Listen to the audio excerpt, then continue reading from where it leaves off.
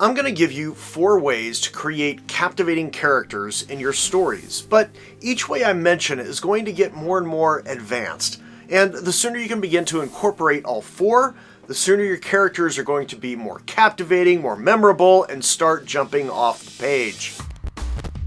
The first one is to craft a solid name. And I know you probably already think about this on some level, but not in the way that you need to. And when most writers try to think of a name, they try to come up with a good name, or a unique name, or a strong sounding name. And those are fine, but that's not what I'm talking about. I'm talking about crafting a solid name. And this is critical for your main character, and almost critical for your supporting characters. A solid name, at its core, encapsulates the essence of the character, their qualities, characteristics, or perhaps even their temperament. They're all rolled up into that name. So let's just take the name of Jack for a second. What character do you think of? Captain Jack Sparrow, Jack Skellington, Jack Frost, Jack Parr, Jack Torrance, Jack Reacher, Jack Ryan, Jack Bauer? Here's the thing with Jacks. They all have a bit of a wild card streak in them. You never know quite what you're going to get. Their name encapsulates their essence, that part of their character that when people hear the name Jack, they automatically are predisposed to thinking that this character is going to buck the system in some way. And your job, because you're a writer, is to figure out a solid name. A name that helps the audience connect with and understand your characters. But this rolls us into the second way to make your characters captivating, is you have to pay attention to how they are known. Not by audiences, but by the other characters in the world with which they exist. And this is easier to explain with a couple of examples. So take this guy, Jack Sparrow, Captain Jack Sparrow, Captain Sparrow, Captain. All of these names refer to the same character. It's how he's known by others in the world. Some call him Jack, others always Captain. Still others, Captain Jack Sparrow, typically said with disdain. Or how about this one, Captain Pete Mitchell, or as most call him, Maverick, and some Mav. A couple of others, Pete, or Captain Mitchell, or Mr. Anderson, or Neo, or the One. And when you have characters that are known by many names, depending on who's talking to them, they feel more round, more complex, more three-dimensional. But this can also go the other way. Luke Skywalker, pretty much known as Luke. Occasionally Skywalker, rarely both together. Sometimes, but rarely. And the effect this has is it makes the character more relatable for an audience. If everyone calls him Luke, then we call him Luke. It's Luke, or it's Maximus. Some call him General. Most call him Maximus. Now, I've given you a few examples using the names of male characters, but this is true for female characters too. Some are known by many different names, and other times by primarily one name. So gender doesn't matter. Neither does race or religious or gender preference doesn't matter. If you want to create a captivating character, they need to be known by others in that world. And whether you have a character known by many names or primarily by one name, that is a decision that you as a writer are making, and it needs to be an intentional decision. And this brings us to the third way to make captivating characters, is they must have a distinct strategy for getting what they want.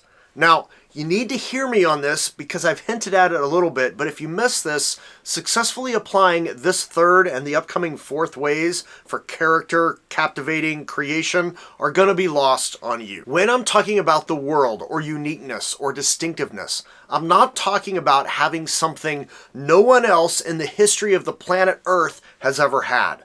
I'm talking about in the world of the story you are creating and of which these characters that you're creating inhabit. So to create a captivating character, they must have a distinct strategy for getting what they want within their world. In other words, no one else that we see in the whole story should have their exact same strategy. I mentioned Maverick earlier, and Maverick is a rebel, that's true, a rogue, a maverick, but he is the only one in the world of Top Gun who is a maverick. His nemesis of sorts, at least in the first movie, is Iceman, who is a rule follower and does everything by the book, the exact opposite of Maverick. Now, both characters in the first Top Gun movie, both are trying to graduate with the most points from Top Gun, a dogfighting school. but they each have a distinct strategy for getting their goal. If both of them are doing the same thing to get it, that's not as interesting. That's not as captivating. Captivating characters are going about their pursuit of what they want in a way that is distinct from everyone else in their world. And similarly, all of the supporting characters are doing the same thing, each going after their own goal in their own unique way. Main characters and supporting characters all have unique, distinctive ways. This is why you don't just start writing and see what happens. I can tell you what's going to happen. All of your characters are going to be doing the same thing to get what they want.